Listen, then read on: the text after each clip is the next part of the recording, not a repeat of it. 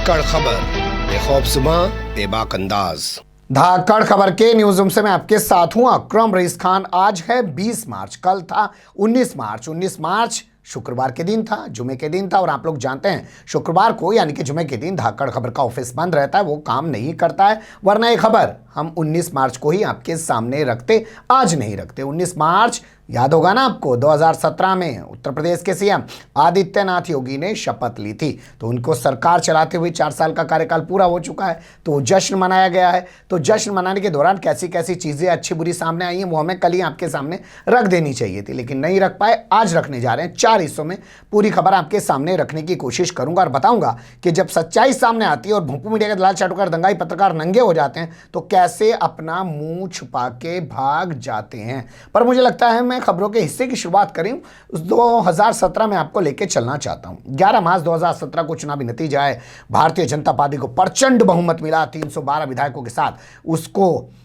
सरकार बनाने के लिए बहुमत मिल गया। लेकिन मंथन 8 दिन तक चला, क्योंकि पहले से किसी को सीएम का चेहरा नहीं बनाया गया था। हालांकि कहा गया था जो उस वक्त प्रदेश अध्यक्ष हैं केशव प्रसाद मौर्य, वही आने वाले टाइम में, क्योंकि ओबीसी चेहरा थे, उन्हीं के नाम पे चुनाव लड़ा गया था कि उन्हीं को मुख्यमंत्री बनाया जाएगा। लेकिन खबर आई कि 54 ठाकुर विधायक यानी कि राजपूत विधायक जीत के आ गए। और आदित्यनाथ योगी, जो अभी तक पिछले 5 बार से सांसद थे, 2014 में नरेंद्र मोदी की सरकार बनने के बाद भी उनको मंत्री नहीं बनाया गया था। तो अब उनके सामने मौका था कि वो इन 54 ठाकुर विधायकों के दम पर मुख्यमंत्री बन सकते हैं। वरना अगर उस वक्त की खबरें आप गूगल करेंगे तो आपको एक नाम याद आएगा, मनोज सिन्हा, जिनको वर्तमान समय में जम्मू कश्मीर का उपराज्यपाल, राज्यपाल तो होता नहीं ना जी, वो आप यूनियन टेरिटरी हो गया, केंद्र शासित प्रदेश, क्रांतिकारी काम कर दिया। लोग तो केंद्र शासित प्रदेश से प्रदेश की तरफ जाते हैं, इन्होंने प्रदेश को केंद्र शासित प्रदेश बना दिया, न्यू इंडिया हो रहा है। छोड़ दीजिए उस बात को।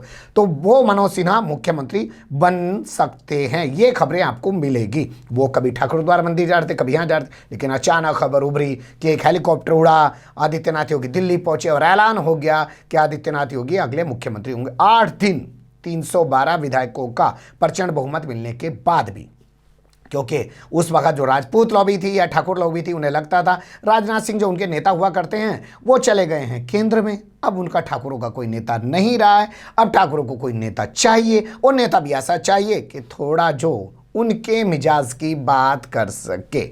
तो ऐसा चेहरा थे आदित्यनाथ योगी, उनको मुख्यमंत्री चुन लिया गया, विधायक दल का नेता चुन लिया गया, वो विधायक बन गए। अगर उस वक्त बताते हैं लोग कि ये डिसीजन ना लिया जाता, आदित्यनाथ योगी को साइड करने की कोशिश की जाती, तो पूरी पार्टी में तोड़फोड़ हो जाती। और 54 ठाकुर विधायकों का मतलब आप समझ लीजिए, एक ठाकुर विधायक अपने अगल बगल के विधायकों पर तो प्रभाव रखता ही है। अगर तोड़ के जाता पार्टी तो 100-150 तो ले ही जाता। और ये बात इसलिए भी महत्वपूर्ण है क्योंकि 2012 में यही आदित्यनाथ योगी अपनी हिंदू युवा वाहिनी के दम पर भारतीय जनता पार्टी के प्रत्याशियों के खिलाफ चुनाव लड़वा चुके थे। तो सब लोग जानते थे कि भैया योगी जी अगर जिद पे आ गए तो फिर बहुत बुरा हो जाएगा। तो इसलिए 2 लोगों को डिप्टी सीएम बना दिया गया, केशव प्रसाद मौर्य को और दिनेश शर्मा को। ये पहला राज्य है भारतीय जनता पार्टी का जहां 2-2 डिप्टी सीएम है। इसके अलावा और कहीं आपको 2-2 deputy CM Bharatiya Janata party में नहीं मिलेंगे। बिहार में ज़रूर इस वक्त इन्होंने किए हैं, वो भी वर्तमान समय में।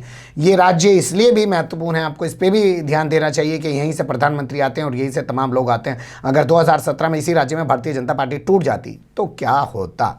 अब इस कहानी को भी छोड़ देते हैं, शुरुआत करते हैं खबर के चारों हिस्सों की और पहले हिस्से की तरफ चलते हैं। यहाँ बात कर रहे थे कि सरकार ने क्या किया है, तो आपको बता दें लखनऊ में बाकायदा एक बुकलेट यानी कि पुस्तिका लॉन्च करके उसको विकास पुस्तिका का नाम दिया गया। ये काम उत्तर प्रदेश के सीएम आदित्यनाथ योगी ने किया। उन्होंने बहुत सारे दावे किए, हमारे दौर में कोई दंगा नहीं हुआ, ये नहीं हुआ। मैं चाहूँ तो आपके सामने पूरी रिपोर्ट कर सकता हूँ कि इनके सत्ता में बैठते सबसे पहला दंगा कहाँ हुआ था, सहारनपुर के सबीरपुर गाँव में चुन चुन के दलितों के घर जलाए गए थे। उसके बाद जो कासगंज में नंगा नाच हुआ चंदन गुप्ता की, जिसमें मौत हो गई थी, वो भी हमने देखा। 26 जनवरी पर तिरंगा यात्रा निकालने के दौरान, इसके अलावा बहुत सारे बवाल की तस्वीरें हमारे पास सब हैं, गूगल करेंगे तो आ जाएंगे आप लोग भी, लेकिन खबर लंबी हो जाएगी। पर उन्होंने जो दावा किया उस पर ही रहते हैं। तो उन्होंने बहुत सारे दावे किए, भ्रष्टाचार खत्म कर दिया, गुंडे मवाली छोड़ के भाग गए हैं, ये हो गया वो हो गया। तो कुल मिला के उन्होंने एक विकास पुस्तिका का उन्होंने विमोचन किया, वो उन्होंने जारी कर दी। इसके अलावा जो किया गया सड़कों पर, बड़े बड़े थानों के बाहर, तहसील के बाहर बड़े बड़े होर्डिंग्स लगाए गए जिसमें दावा किया गया साहब ये किया गया, वो किया गया, न्यू यूपी बना दिया गया है, नया उत्तर प्रदेश बना दिया गया है, ये तमाम दावे किए गए। इसके अलावा उत्तर प्रदेश ही नहीं साहब, देश भर के, मतलब छत्तीसगढ़ में भी विज्ञापन छप रहा है, बंगाल में भी यूपी का विज्ञापन छप रहा है, असम में भी यूपी का विज्ञापन छप रहा है, तमिलनाडु में भी यूपी का विज्ञापन छप रहा है। बताइए, जो उत्तर प्रदेश की खबरें हैं वो वहाँ दिखाई जा रही हैं, ताकि दिखाया जा रहा है देखिए ये वो प्रदेश है जहाँ से प्रधानमंत्री आते हैं, जहाँ से आदित्यनाथ योगी देखो कितना विकास कर दिया है, अब बंगाल में भी विकास की गंगा बहा देंगे, ये तमाम चीज़ें कही जा सकें।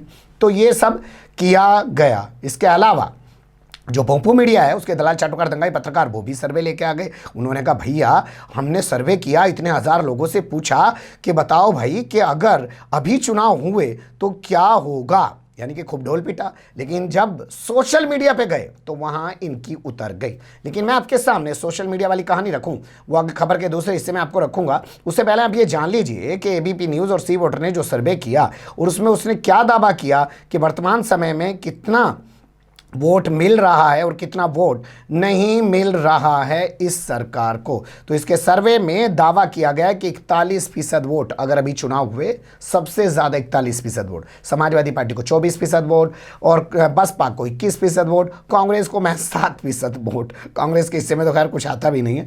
तो 41% वोट सबसे ज़्यादा, जबकि उस वक्त भी इनको 42-43% वोट मिले थे, यानी कि ये अभी भी 41% पे बने हुए हैं, इनको कोई नुकसान नहीं हो रहा है। 284 से 294 सीटें इनको अभी मिल सकती हैं वर्तमान समय में अगर चुनाव हो। मुख्यमंत्री के तौर पर 71% लोगों की अभी भी पसंद जो है वो बताए गए आदित्यनाथ योगी।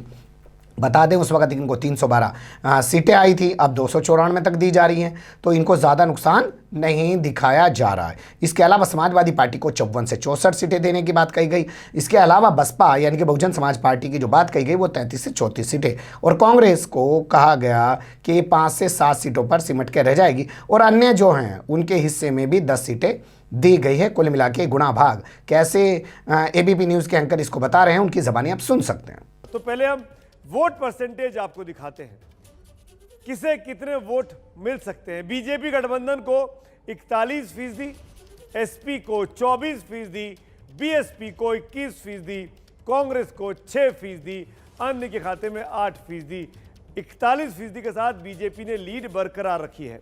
अब इस वोट परसेंटेज को जब सी वोटर ने सीटों में तब्दील किया कि अगर आज की तारीख में चुनाव हो तो किस पार्टी को कितनी सीटें मिलेंगी, तो बीजेपी गठबंधन को 284 से 294 सीटें, एसपी को 54 से 64 सीटें, बीएसपी को 33 से 43 सीटें, कांग्रेस को 1 से 7 सीटें, अन्य के खाते में 10 से 16 सीटें। यानी बड़ी आसानी से एक बार फिर बीजेपी में योगी की सरकार उत्तर प्रदेश में बन रही है। और ये साफ तौर पर साबित हो रहा है कि 4 साल के कामकाज के बाद सी वोटर का सर्वे में ये पता लगता है कि अखिलेश यादव और मायावती जो विपक्ष में हैं वो योगी को हिला नहीं पाए हैं। कुछ सीटें कम जरूर हुई है बीजेपी की, पर उनको पूरी तरीके से असफल साबित नहीं कर पाए हैं। अब यहां से चलते हैं खबर के दूसरे हिस्से की तरफ और जान लेते हैं कि सोशल मीडिया पे जब आए तो वहां कुछ और ही नजारा था, और उसके बाद नंगे हो गए भोंपू मीडिया और उसके दलाल चाटुकार दंगाई पत्रकार। देख लीजिए। हुआ यूं कि जैसे आपने आजकल देखा होगा अर्णब गोस्वामी, मैं बंगाल चला गया हूं, बंगाल में अपना चैनल शुरू कर रहा हूं, तो ऐसे ही तमाम चैनल हैं भैया। पहले उनका नेशनल चैनल होता है, फिर रीजनल चैनल होते हैं। विज्ञापन का बहुत बड़ा धंधा है ना जी, सरकारें विज्ञापन देती हैं तो रीजनल चैनल चलाओ, वहां पे वो वाला विज्ञापन चलाओ, स्टेट का विज्ञापन उठाओ, सेंटर का विज्ञापन यहाँ से लेंगे। तो धंधा जो है वो विज्ञापन का बहुत बड़ा है। और दूसरे जो है असल ये है कि भोंपू ही सब जगह अपना कब्जा रखना चाहते हैं, ये भी असल बात है। तो एक चैनल है जी का उत्तर प्रदेश उत्तराखंड जी यूपी यूके, वो साहब एक सर्वे लॉन्च करता है, या यूं कहे एक पॉल का ऐलान करता है कि हम एक पॉल कर रहे हैं अपने ट्विटर अकाउंट से कि बताइए कि आदित्यनाथ योगी के 4 साल जो हैं वो कैसे रहे हैं, आपका इस बारे में क्या कहना है, आप अगले मुख्यमंत्री के तौर पर किसे देखना चाहते हैं। ये करके वो एक सर्वे डालता है और उससे कहता है लोगों को हाँ है तो हाँ कहिए, ना है तो ना कहिए, पता नहीं तो 3 ऑप्शन वो देते हैं उसमें। लेकिन जब उसके आंकड़े आते हैं तो उसको डिलीट कर दिया जाता है। जानते हैं क्यों? वो थोड़ा सा देखिए। हाँ कहते हैं महज 10% लोग कि हाँ जी हम चाहते हैं दोबारा सरकार बने, सिर्फ 10% लोग। 89% लोग कहते हैं नहीं भैया हम नहीं चाहते आदित्यनाथ योगी की सरकार दोबारा बने। पता नहीं वाले जो लोग हैं वो होते हैं 2%। ये कहते हैं हमें तो पता नहीं जी क्या होगा क्या नहीं होगा। इस ट्विटर अकाउंट को जब सर्च करने की हम लोगों ने कोशिश की, न्यूज़ लॉन्ड्री ने भी सर्च किया, तो उसके मुताबिक ये है कि 12,000 इस पे फॉलोवर हैं और इसके जो पोल थे उसमें हिस्सा लेने वाले जो लोग थे उनकी तादाद भी निकल के आई 4,131। ये सब वेरीफाइड हैं, इनके जो लोग हैं इनसे जुड़े हुए उन्होंने ही पोल में हिस्सा लिया है। बाद में इस ट्वीट को डिलीट कर दिया गया। ये तमाम निकल के अरे भैया ये तो उल्टा ही पड़ गया। 90% लोग ये कह रहे हैं कि आदित्यनाथ योगी की सरकार नहीं चाहिए। वो जी न्यूज़ ने सर्वे करवा दिया, मुसीबत आ गई यार, ये तो हटा दो, बेकार खमगे में सरकार खफा हो जाएगी, दलाली चाटुकारी दंगाई पना बंद हो जाएगा, सारी हवा निकल जाएगी। पहले से ही मुकदमे सुभाष चंद्रा पे दुनिया भर के दर्ज हैं, पता ही है आपको तमाम चीज़ों को लेके। तो इस ट्वीट को हटा दिया गया और उसके बाद एक ट्वीट डाला गया, योगी सरकार के 4 साल पूरे, इस तरीके से ट्वीट किया गया। इसके बाद इस मामले को लेकर पूर्व IAS सूर्यकांत सिंह जो इस सरकार की जो है कड़ी आलोचना करते हैं, इसके सरकार की पोल खोलते रहते हैं, तो उन्होंने कहा लो जी हो गया, मीडिया का ईमान धर्म सामने आ चुका है कि किस कदर अपना वो ईमान धर्म बेच चुके हैं। इसके अलावा और भी लोगों ने क्रिटिसाइज़ किया। अब यहाँ से चलते हैं खबर के तीसरे हिस्से की तरफ। पहला हाल आपको बता दिया मीडिया का, सरकार का, दूसरे हिस्से में आपको बताया सोशल मीडिया का। अब चलते हैं ज़मीनी सतह पर। तो भैया जहाँ प्रोग्राम हो रहे वहाँ का भी तो कुछ हाल बताना चाहिए। तो अलीगढ़ की एक तस्वीर से आपको रूबरू कराना चाहता हूँ। अलीगढ़ का एक जगह है जिसको कृष्णांजलि सभागार बताया जाता है उसको। वहाँ पे जो है CM आदित्यनाथ योगी का जो है लाइव भाषण चल रहा है। उसी दौरान जो यहाँ पे सांसद और विधायक हैं वो मंच से उतर जाते हैं और दर्शक दीर्घा में बैठ जाते हैं। आप देख सकते हैं आपके सामने स्क्रीन पे मैं रख रहा हूँ, मंच खाली है। तो अब जब सांसद यानी कि MP नीचे आगे बैठ गया, BJP का MLA नीचे आगे बैठ गए, तो CDO जो है चीफ डेवलपमेंट ऑफिसर जो होता है ज़िले के अंदर, मुख्य विकास अधिकारी जिसे कहते हैं, वो मनाने आ रहा है। तो कैसे उसको हड़का रहे हैं सांसद महोदय, सुन लीजिए।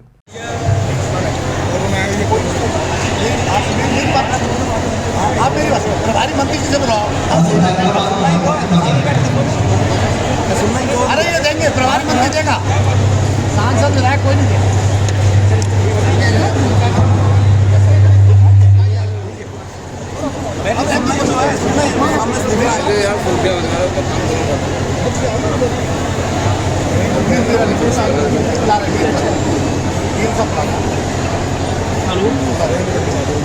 सुन लिया आपने। इनकी नाराज़गी की वजह यह है कि मंच पर सही जगह नहीं बनाई गई, इनके बैठने की सही व्यवस्था नहीं की गई। हालांकि ये कोई पहला मौका नहीं है।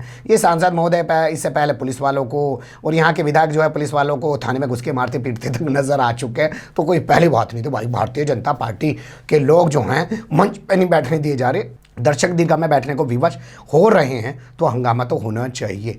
अब एक ज़िले की और तस्वीर दिखाता हूँ खबर के अगले हिस्से में। अब आपके सामने बागपत जिले का एक हाल रखना चाहता हूँ और वीडियो की ज़बानी वो हाल आपके सामने रखना चाहता हूँ, लेकिन उससे पहले सीन समझ लीजिए, इमेजिन कीजिए, हैं अपना दिमाग के अंदर कल्पनाओं में जाइए, कल्पनाओं में जाके सोचिए बागपत ज़िले का डिस्ट्रिक्ट सेंटर यानी कि ज़िला मुख्यालय है, वहाँ पे प्रोग्राम चल रहा है। वहाँ पे आयुष मंत्री धर्म सिंह सैनी जो योगी सरकार के मंत्री हैं, बढ़ौत के विधायक KP सिंह, छपरौली के विधायक सहेंद्र सिंह रमाड़ा और बहुत सारे अधिकारी कर्मचारी मौजूद हैं और जश्न मनाया जा रहा है जी 4 साल पूरा होने का। उसी दौरान ये लड़की वहां पहुंच जाती है और देखिए फिर ये क्या करने की कोशिश करती है और कैसे वहां पे हंगामा हो जाता है। मेरी 2 बीघा जमीन बटाई पे ली थी। अच्छा। कब्जा करके बैठा विभाग के पास 1 साल से चक्कर लगा रही हूँ, कोई सब नहीं कर रहा। तो कब्जा छुटवाएंगे? नहीं छुटवाएंगे ना, तसल्ली रखो, कब्जा छुटेगा। आज समझ नहीं मारेंगे, छूट जाएगा बेटा, छूट जाएगा। जब भी करनी आत्महत्या, जब भी नहीं जिंदगी करनी आत्महत्या,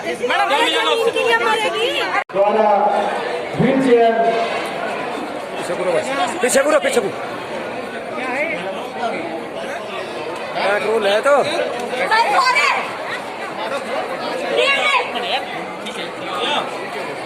भैया फोटो रहने दे।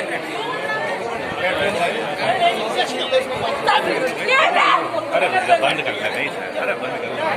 कृपया सभी शांति बनाए रखें। कृपया सभी शांति बनाए रखें। अरे बेटा क्या हुआ? शांत हो जाइए, अभी मैं कुछ नहीं बताऊंगी, कोई बात। देख लिया आपने किस तरीके से वहां पे हंगामा हो जाता है। बाद में पत्रकार साथी इससे हमारे जो हैं वो बात करने की कोशिश करते हैं, पूछते हैं आखिर ये ऐसा क्यों करना चाहती है। तो देखिए किस तरीके के गंभीर आरोप यहाँ के प्रशासन पे लगा रही है। क्या नाम? हेम प्रधान ने जमीन फकरपुर का हेम प्रधान है, उसने मेरी जमीन बटाई पर ली थी, जो अब कब्जा करके बैठा है, बिल्कुल नहीं दे रहा। पिछले 1 साल से मैं विभाग के